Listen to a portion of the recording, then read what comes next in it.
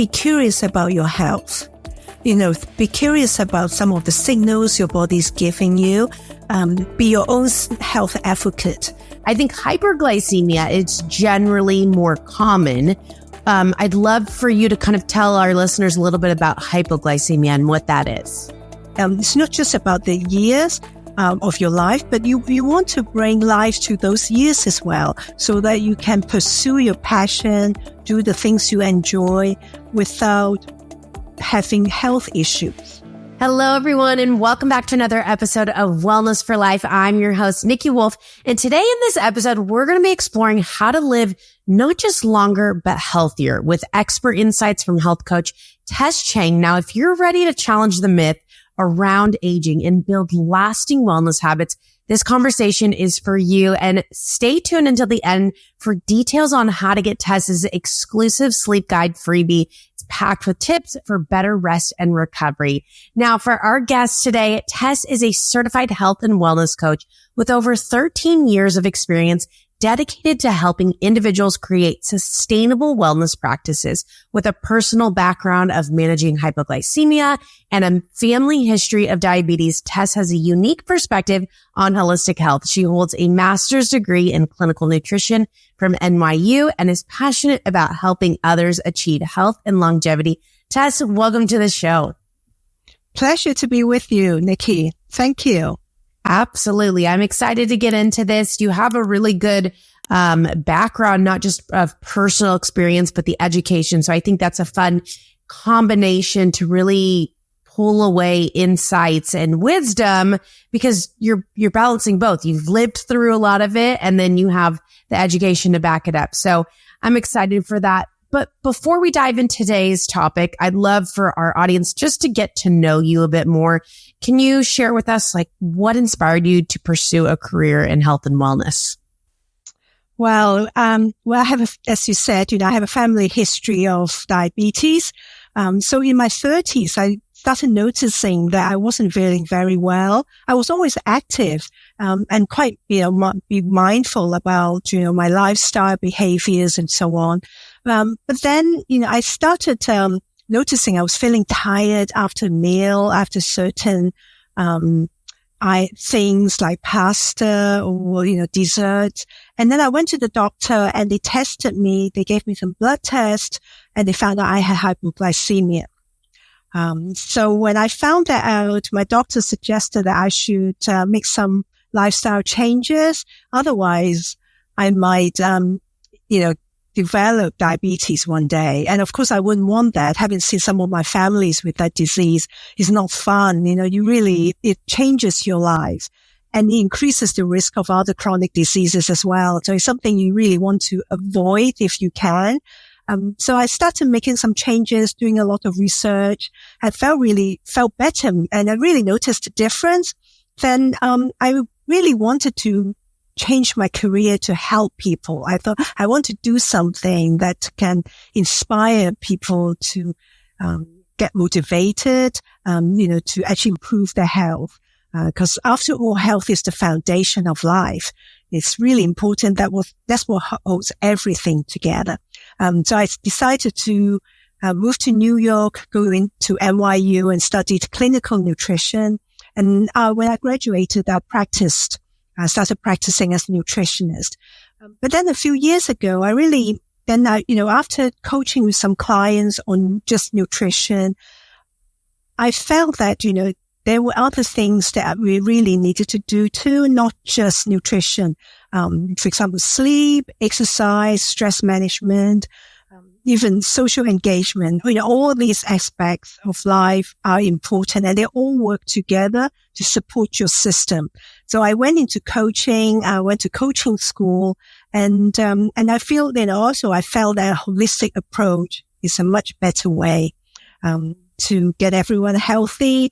Because when you don't sleep enough, it doesn't matter how great your nutrition is. It has an impact on you, an impact on how you metabolize sugar, for example. It's been an amazing journey. And I've seen some amazing transformations with some of the people I've worked with. That's fantastic. I couldn't agree more with, it doesn't matter how good your nutrition is or all these other holistic modalities. If your sleep is poor, if your stress is poor, you're still going to not feel good. And so it's important that we incorporate all these different components. There's two questions I have for you. One, and you might have mentioned it, it just went over, is when did you start diving in, like to go get testing to figure out what was going on? How old were you? In my early 30s. And then the second thing, and I'm very familiar because I had severe hypoglycemia. And so we'll kind of get into the numbers. But for those of us listening, and this kind of opens up a conversation of maybe we need to do a podcast episode on this. I think hyperglycemia is generally more common. I'd love for you to kind of tell our listeners a little bit about hypoglycemia and what that is. Well, with hypoglycemia means that when you have a meal, your blood glucose goes up, and then when that happens, your pancreas will produce insulin to bring the blood glucose down. It should just bring it back down to normal. But if you have hypoglycemia, a couple of hours later, your blood glucose will just drop much lower. And that's when you feel really tired. You feel like you need to go to sleep because your blood glucose just crashed. And that should not really happen. And so it's a sign that your body is not regulating blood glucose sugar very well when you are, when you have a meal. And you really need to watch out, because whenever you have a big load of sugar, your body really has to counteract that by producing insulin. It has to bring everything back to normal. So over time, if you keep doing that, you become insulin resistant, and then you might develop diabetes. I mean, in fact, a lot of people walking around being pre-diabetic without knowing it. November actually happens to be National Diabetes Awareness Month. And it's Thanksgiving coming up. I'm actually going to give a talk tomorrow, on just being mindful about, portion sizes, those things. That's fantastic. I didn't know that. So that's good to know. Yeah, I think a lot of times people think, hypoglycemia, what's on the lower side, that has to be a little bit good. But like you said, that can eventually lead to diabetes and, being pre-diabetic. And so either end of the spectrum might not be good. And man, it's eye-opening, because my number, technically you're hypoglycemic if you go below 70. Mine would go into the 40s. And so traditional, education and what medical facilities will tell you is, okay, have some honey, have something really sweet to get it up. The thing is that's not a long-term solution. So there are so many other things that you have to do. Is like, yes, you need to get it up, especially if it's in the 40s, but you have to implement other factors so that it gradually increases and it stays in, at a steady level. So I think this could be for a future conversation where we dive into the weeds of it, but it is so important. And I'm glad that was really what initiated these changes for you. One thing I know in the past year or two, we've heard this terminology, kind of the difference between health span and lifespan. And, what are the differences between those, and why is focusing on health span just as important as we age? Lifespan is just about how many years you will live. But then health span is about how well you live up to, for all those years. And that's important because it's about quality of life rather than just quantity. It's not just about the years of your life, but you want to bring life to those years as well, so that you can pursue your passion, do the things you enjoy without having health issues. You can continue, to those, to your old days, that you can continue doing what you love. And, so you're not, having to deal with illnesses, diseases. And that's why health span is really important, to actually focus on, because we don't want to just live, till we're 110 if we have having to take all these medications and we are not feeling that well on that, on a regular basis. We want quality of life. Absolutely. And I think, that's going against this normal conversation that, when we get to our 60s or our 70s, that all of this stuff is to be expected. And just because it's common doesn't mean it's normal. And yes, although when you're in your 70s and your 80s, there's probably a higher probability of, different health concerns, but it doesn't have to be that way. You can implement different things to move the needle. I mean, there's so many people, especially who I connect with, who are healthier in their, later ages than they were as teens in their younger years. And so I think there's this assumption that health naturally declines after middle age. And why do you think that belief is so common? It's common because a lot of people, when they get to the middle age, a lot of people start going, getting all these chronic diseases. They start becoming unwell. They have to go on medication. But a lot of it has to do with because of how they took care of themselves or how they didn't take care of themselves before they got there. And so this way, you suddenly see a decline. So people say, oh, but you're going to get high blood pressure or you're going to develop diabetes. It doesn't have to be that way. Lifestyle behaviors really have a huge bearing on aging. They call that secondary aging. Primary aging is about your mitochondria and the cells, how they age. But secondary aging is affected by lifestyle choices. So again, we're talking about sleep, nutrition, exercise, movement is important, stress management. All those things will have an impact on how one ages. That's why sometimes you see people in their 70s and 80s. They're full of life. They're full of energy. They're still moving a lot. They exercise. They're playing with their grandchildren, and cognitively, they're still functioning very well. When you go back to how they used to live, you will see that there's a pattern. They were mindful, about, taking care of themselves. Absolutely. And I'd love to press into that a little bit deeper of, they're working preventatively before they start feeling all these changes happen. Cause I can imagine it, catalyzes as you get older. Stuff can happen quicker. So to take action earlier on, let's dive into what these elderly are doing. Like you said, sleep. You also mentioned community. I mean, with their children, what are some of these other practical things that if we're already in our middle or late ages, what can we be doing now or even preventatively to, move into aging gradually? It's never too late to start. And it's never too early to start. The bodies are like machines, so we want to look after them. We want to, just like a car, you want to service it well. You want to maintain it. You don't wait till it breaks down on the freeway and say, maybe it's time for me to take it in. No, but you maintain it, on a regular basis. So the body works that way as well. All these organs are there.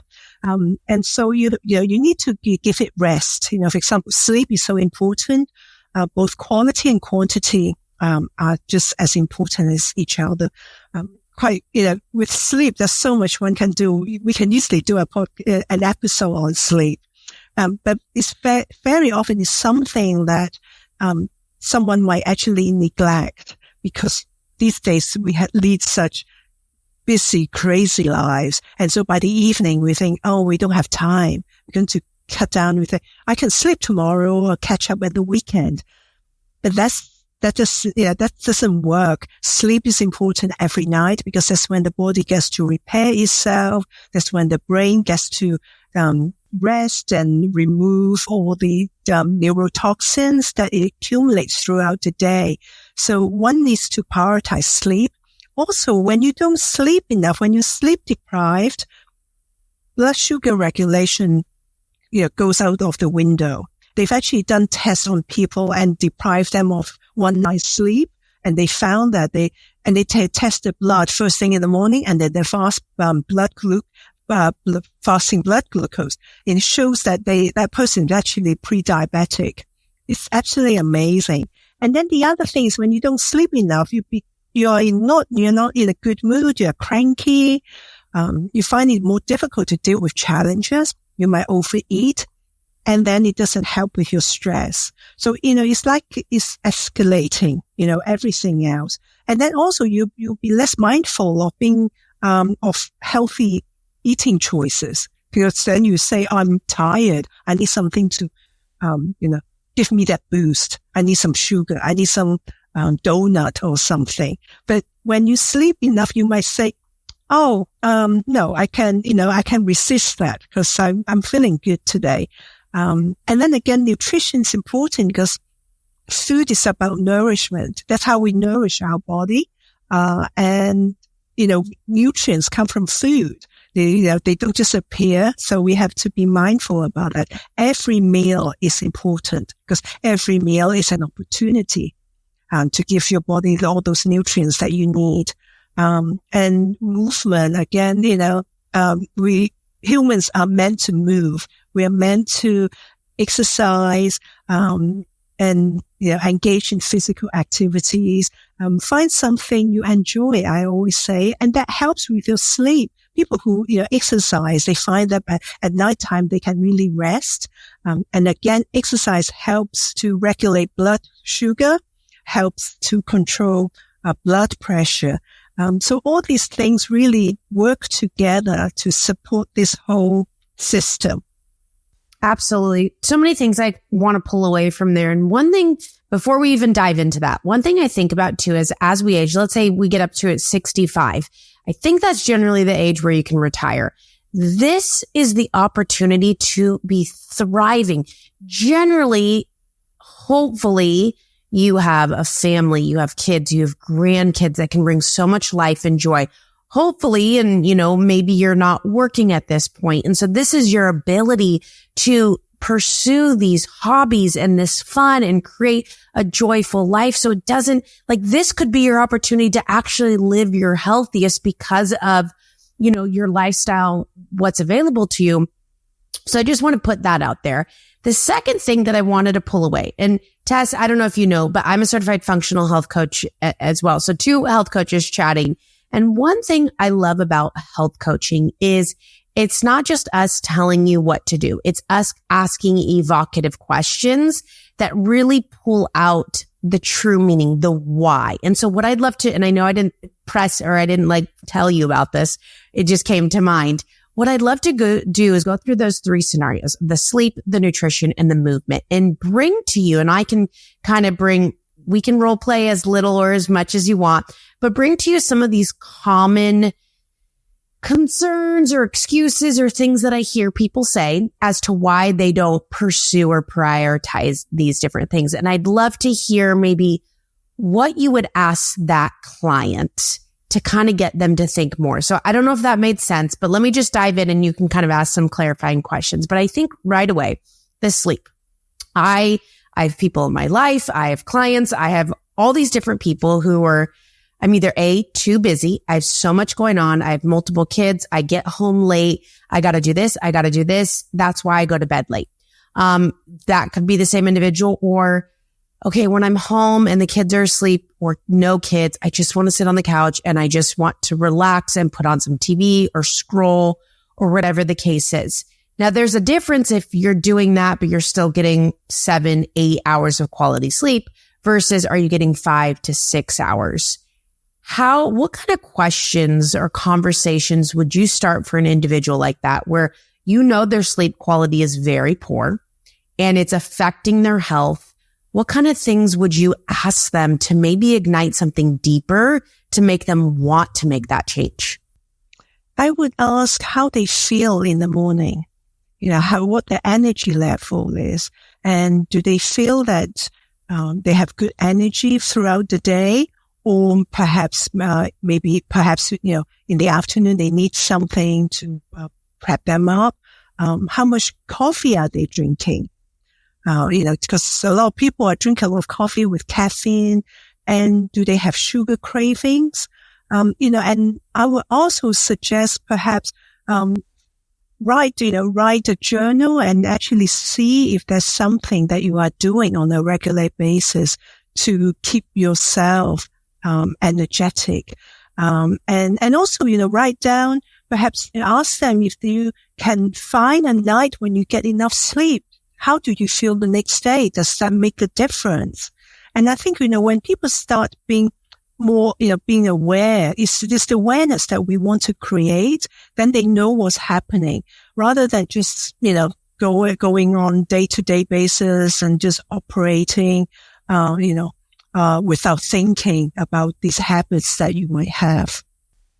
Yeah, I like the kind of distinguishing between, okay, what does a day look like when you don't get good sleep versus comparing what does it look like and what are you capable of if you do get good sleep? What is possible?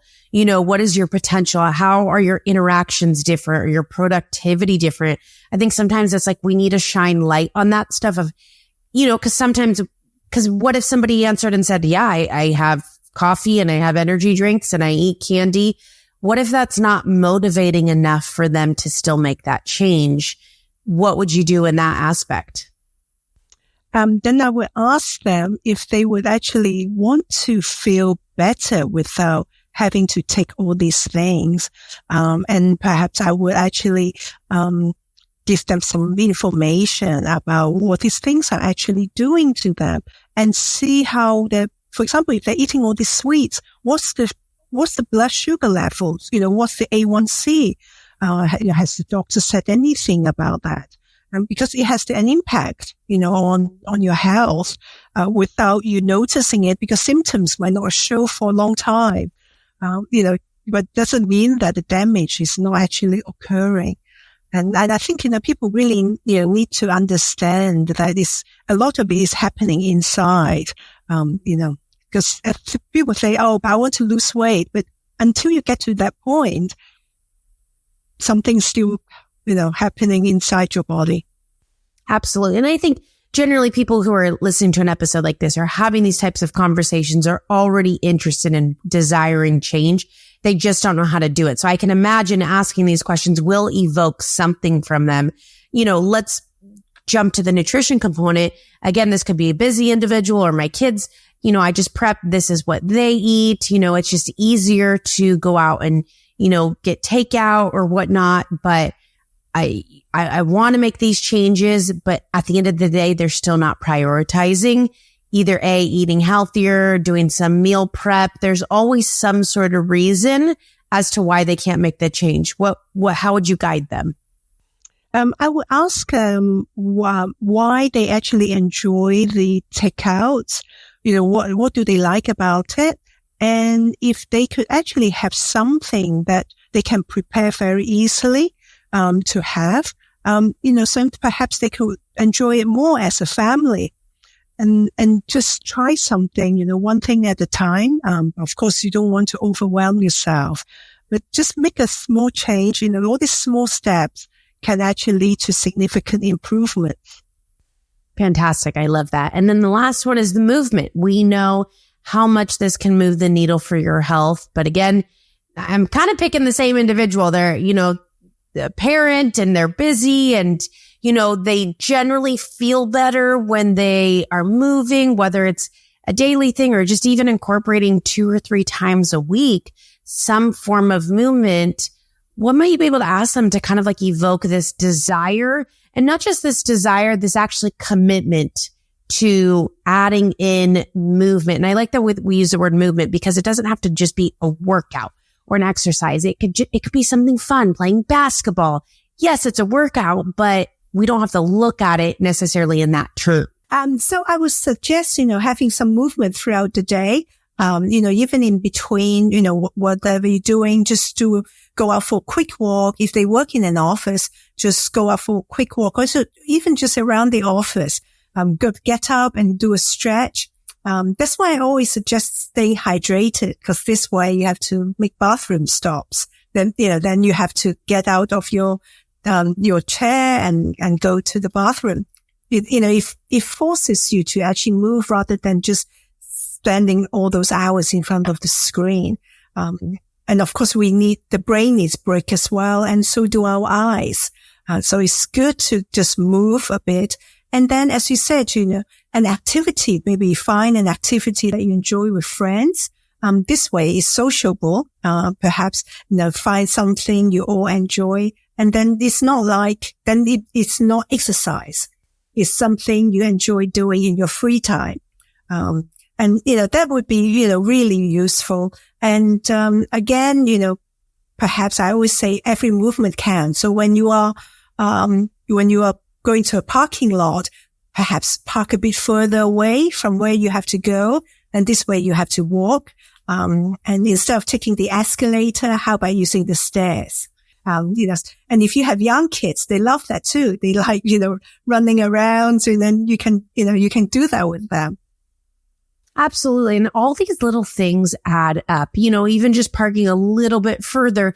When you start implementing these habits into your life, they start building upon one another. And eventually you start seeing the changes from it, not just the physical changes, the emotional, the mental changes that will in turn motivate you to continue doing more. Maybe you pick up another activity because you realize getting up early and going to play basketball with the guys makes you feel good, makes you more productive the rest of the day. And so they start building upon one another. And you mentioned earlier, start small. It doesn't have to be something big right away. I love your recommendation on drinking water so that you get up to use the restroom more often. I mean, and I think a lot of us work from home now too. And so it's very easy to be at home. And maybe we'll dive into this, the stay at home employee, because you're very close to the kitchen. So that's a very, tempting situation to be in. I remember when I first moved to stay at home, you got to go through a learning curve of figuring that out. It's very easy to just stay sitting besides the whole social component or the lack of the social component. What are some practical things we can implement? And you did mention some already. If we're a stay at home employee, how can we integrate movement a little bit more? And what can we do as far as our nutrition, considering 3 feet away is the kitchen?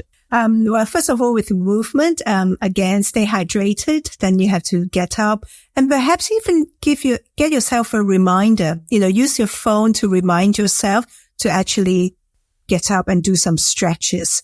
Have even just some jumping jacks or stretching. Some of those things you can incorporate into your daily routine. This way you get reminder what to do. And then in terms of nutrition, you mentioned about the kitchen.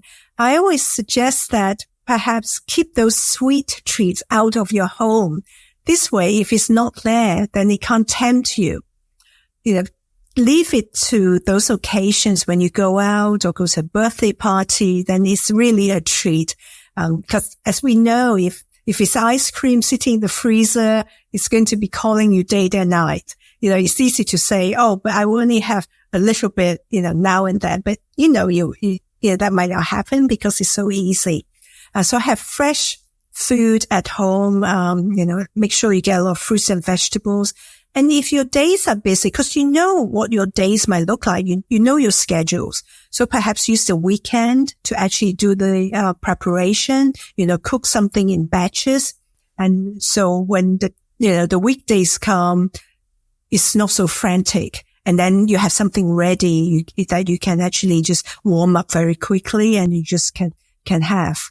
So it's all about preparation. Preparation is key for everything we do, for business. Again, even with sleep, preparation is important. You need to wind down to prepare yourself for sleep. It doesn't just happen. You don't just, busy, you're not just busy all day long and suddenly you think, oh, okay, it's nighttime now and I need to go to bed. Schedule that in as well. Absolutely. I love your idea on, we're not saying, no, you can't have a treat or something that's tempting. It's more of don't put it in your house. And if you want it, you actually have to get in the car and you have to go get it. And so it does take a little bit of like, oh, okay, I don't want to go do the work to do that. And so I don't know. That's kind of how I believe too. It's like if I'm having a chocolate craving or a sweet craving, I'm not going to keep it in my house. It's not a complete no that I can't have it. If I want it, now I have to go do the work to go get it. And I think a lot of people, well, I have kids and they want this or that.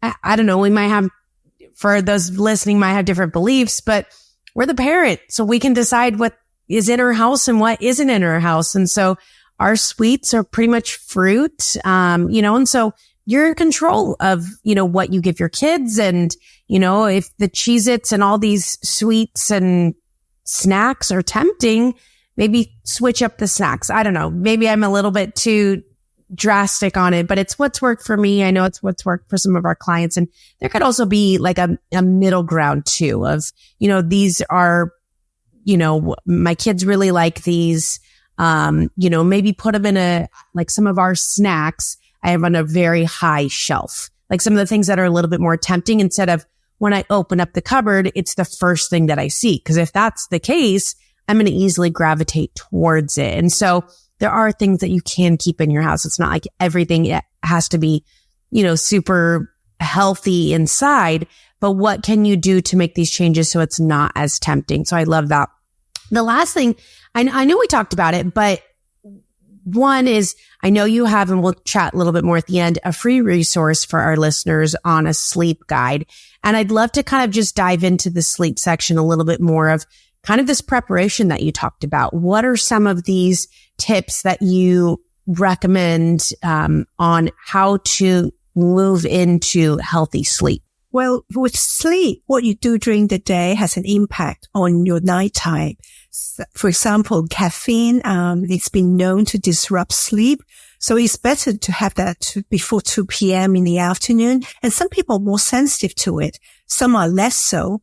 Some people say, but I can have an espresso at 9 o'clock at night and I can just fall asleep. But what research shows that it does interrupt your sleep and your sleep quality is not as good. So maybe try have it earlier in the day. Against eating too, it's better to have your meal earlier. I know it's not possible every night, especially when people get busier with children, but try to have it as early as possible rather than, have a big meal and then go to sleep, cause I don't know about you, but I don't feel well if my stomach is full. Digestion just doesn't go that well when you're trying to rest and wind down. Then when the evening comes, the wind down hour is important. The hour before you actually decide to go to bed. You want to, dim the light. You don't want to bright lights. You don't want anything stimulating, cause it's time to start getting calm and be restful. So maybe have a hot shower, stay away from blue light, all the devices, cause blue light, interrupts melatonin production and we will want that. So perhaps read a book. I always say, reading is actually a book rather than reading from a tablet, can actually make some quite relax or listen to some soothing music. Some people like meditation. So you can listen to a guided meditation or do it to yourself, do it with yourself. So I think, a lot of these things, are actually quite important, for you to actually incorporate in your nighttime routine. Again, also the environment is important. So, you want your room to be dark, cool and quiet. All these things, will actually improve. And I think, when people start making those changes, they will see that, they sleep better, they feel more restful the next day. Absolutely. Great pieces of advice. And man, we're walking into the winter months, and whether you're in Southern California or in Michigan, I can imagine the sleep quality is going to improve because of how much cooler the room is. I know in the summertime, I just don't sleep that great, but I love the part of making your room as dark as possible. I know a lot of people, love sleeping with the TV on, and I used to when I was a kid. That was how I fell asleep, but it can affect your latency of how long it takes for you to fall asleep, the deep sleep, the restful sleep when that TV, even if you put a sleep timer on it, just trying to make it as dark as possible. If you're staying in a hotel or you're traveling, bring some like the electrical tape and put that on all the different lights that are within the room. We have, I don't know if it's a humidifier. I think it's an air purifier, something like that. And we have tape on all of those because, you can't turn off all the lights. And so all those little things add up. And so the darker it can be, obviously you can wear a sleep mask, but not a lot of people like that on them. But some great pieces of advice. I know in your practice, you've helped so many people in their wellness journeys. And what would you say are some of the most common challenges people face when trying to adopt sustainable health changes? And how do you guide them through those? I think the most common challenges will be time constraints and unrealistic expectations. So they want to, they have this unexpected, all these goals they have that are not realistic. They want to be able to get to somewhere very quickly. And things take time. You have to try, little things. And, so I will guide them by telling them, giving them realistic goals so that they can work towards. Again, rather than overwhelming yourself, do those little things at the time and find out what works for you. Because, some strategies might work for some people and some, and they might not work for you. It really depends. We all have different preferences, different lifestyle. And with time constraints, then you find the time, you schedule it in again and see what works. You have your week ahead. You can plan it. You can see, that's a slot there. Perhaps I can get, do a 20-minute exercise in that slot. And then if I don't do it on that day, what about the next day? Can I do that? And then, with your sleep as well, and see if you can actually schedule it in and see when you can have that wind down hour. Because it is important. As I said, we have to prepare for sleep just like we do for, other habits that we have. Absolutely. I think a lot of us listening can be type A. And so we're busy, and it's easy to make these excuses of why we can't incorporate these habits. But you said it perfectly. Schedule it in. If that is your style, if you're so busy and you can't find a slot, think of your wellness as a regular work meeting.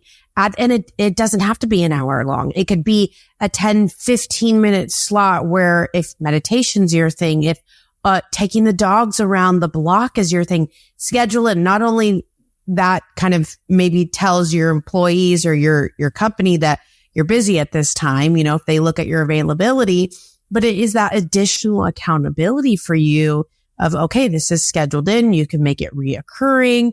I think that's a great idea. And to your point of the sleep, I have an Oura ring. And so it'll tell you ahead of time, okay, you need to start winding down. It knows your consistent sleep time. And then it'll give you that alert, whether I listen to that or not. But we're pretty consistent about going to bed relatively early. And coming back to the sleep, you did mention something that's interesting is the food before bed. And I think my last meal isn't necessarily ever huge. And I'm 7 months pregnant. So I'm like, anything I eat can fill up my stomach. What I've noticed if I eat close to bed is not necessarily the fullness or the discomfort, my heart rate variability at that night, the quality of my sleep, the restfulness, everything is so much poorer. Even if I feel the same, just the quality of my sleep throughout that night is significantly lessened if I eat closer to bed, even if it's something small. Now, obviously during pregnancy, you kind of have to eat a little bit more frequently. It looks different, but I do believe with what you're saying too, is like the earlier we can eat that last meal, generally the better we feel, the better quality sleep we have. And so I encourage you, if you are struggling eating closer to bed, and I also know a lot of people, that's like their sweet spot of they're more vulnerable to eat, worse choice foods. Maybe they're having a little bit more of their snacks or they have their sweet tooth. Then if you can move that up, when you're not necessarily as hungry or craving as much, making sure you have adequate protein and fat and maybe a little bit of carbs in there, you might really see the difference. Oh, yes, absolutely. Definitely. And I always say that, if your last meal is the big meal, try perhaps have your main meal at lunchtime. And so in the evening, you're not going to eat so much. And as you said about the sleep, it does interrupt sleep because when you have the digestion going on with the metabolism, your body temperature goes up. And that's why it doesn't help with sleep. It's not restful. So, people will say, but if I don't eat throughout the day, then I get home, I'm really hungry. I end up having a huge meal. If that's the case, then try having something at lunchtime rather than leave everything to the end of the day. Absolutely. And a lot of times coming back to your hypoglycemia, if we're having a big meal at night, you go to bed, what happens is your blood sugar goes up and it crashes. And I don't know if Tess, have you ever experienced nocturnal hypoglycemia? No, I haven't. No, because my diet now is pretty quite different from how it used to be. So I mainly just have protein and vegetables at night. Yeah, good point. Yeah. And for those maybe that, have a larger meal and you wake up in the middle of the night and you feel like your heart is racing, you're super hot and you're sweating, you feel like a little bit stressed. Yes, it could be a number of things, but one big thing it could be is this thing called nocturnal hypoglycemia. So that meal, you've increased your blood sugar and then it's tanked. And what's so cool is your body secretes cortisol to bring your blood sugar up. And so that's another really good reason to have an earlier meal. And like you said, Tess, have a bigger lunch so that dinner doesn't have to be so big. Tess, what's your favorite kind of ending meal, last thing of the day what do you like eating? Well, usually I like fish a lot. So I have a grilled wild salmon. And then I love broccoli. Cruciferous vegetables are so good for you. So I have broccoli, cauliflower, and with some olive oil and lemon juice and maybe some chili powder over it as well. So that's what I normally have. I've just recently been trying not to have carbohydrates at night. And that's why I just stick with a high quality protein with vegetables. And do you notice the difference of removing the carbohydrates? Yes, I do. I feel so much better. It's amazing. You just don't feel bloated. It's just, you feel good, and I also I've been wearing, continuous glucose monitor. And so that's another, reason why I'm more motivated, to do what I do. Cause now you see what your blood sugar is doing. So when I have carbs, the blood sugar level goes up. And when I just have, salmon and vegetables, that no surprises, it just stays really level. And so in a way, it is a good way to inspire change when you see what's happening. CGMs are incredible, and I love that they are so readily accessible now. If you've never tried one, continuous glucose monitor, it's, what you wear. I know Dexcom, Levels, Tastermonial, all these other companies have it. And so you wear it. I think there's 7-day ones, and then there's like a month-long one, and it continuously checks your glucose. So it's such a fascinating thing. You can learn so much about your health and the food that you eat and how exercise and nutrition plays a big role. So that's awesome. I love that you do that.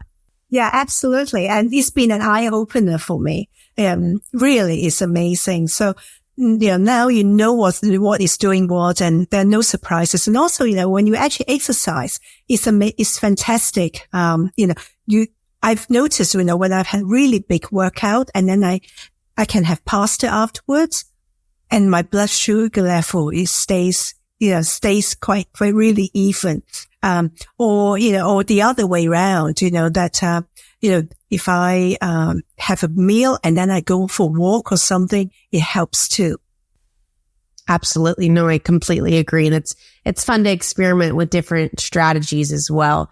Well, I feel like this episode, we've covered so many different things. You've provided so many practical tips and feedback. And thank you for rolling with me with the coaching and client, kind of role play. I think that's important to go through. And so one, Tess, is there anything that we missed that we didn't cover that you feel is important for our listeners to know in regards to feeling their best as they age, improving their longevity? I would say that be curious about your health. Be curious about some of the signals your body is giving you. Be your own health advocate. Don't just leave it to the doctors. No, don't just leave it to medical professionals. Do the research and perhaps, before you go to an appointment to your doctor, write down some of the questions you want to ask. And with all the research you've done, this way you can have a better conversation, and then your doctor will also know you more. Think about it. You know your body more than anyone else. The doctor doesn't know how you feel every day, what your symptoms are, when you actually have those symptoms. So if you have everything in writing, it will actually help with the way they can help you. And check your numbers. When you get your blood work done, look at the numbers and see if there's, there are trends. Help the doctor, to actually, help them to give you better treatments or give you better advice. You can ask them questions, because it's really about collaboration. So as I always say, be curious about your health. It's important. Great. And Tess, where can people find more information about you and the work that you're doing? They can go on my website, which is Glow with Tess with one W. So it's glowwithtess.com. And go on the website, sign up for the monthly newsletters for some inspiration, health tips. Go on the blog and you can see some blog posts. And if you're actually into reading, there's also a recommended reading list on books that will help you to make changes easier. One book actually explains about sleep as well, by Matthew Walker. So you can go on that list and then, find to see if there's anything inspirational. I'm also on social media. So, on LinkedIn, Instagram, Facebook, and it's the same handle, which is, Glow with Tess. So you'll find me on those as well. Fantastic. And we'll be sure to link all those details in the show notes below as well. But thank you so much for being here, Tess, and sharing your expertise and your insight and all these practical tips. I know our listeners will walk away with some really tangible information to hopefully apply to their lives and start feeling better. Thank you. And, as we discussed earlier, there's a sleep guide they can sign up and download, that will give them all the sleep tips that they need, what they can do before going to sleep, that will help them, to improve the quality and quantity. Well, thank you for having me, Niki. It's been most enjoyable. Absolutely. Thank you so much, Tess.